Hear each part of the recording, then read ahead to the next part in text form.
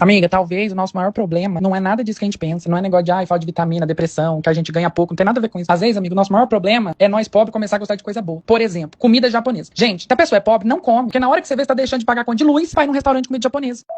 É igual amaciante. Você ganha quanto? Menos de 2.000? Não prova, então, o amaciante do bom. Por quê? Porque deu o problema do pobre é que ele vira sommelier de amaciante. Daí, meu anjo, já era. Falta o arroz, mas não falta o amaciante. Roupa de cama boa também. Olha, depois que você prova, amiga, aquela roupa de cama boa, sabe, gostosa, que parece que você tá deitando nas nuvens, que te envolve. Menina, nunca mais você quer voltar pra aquelas velhas podres que você dormia.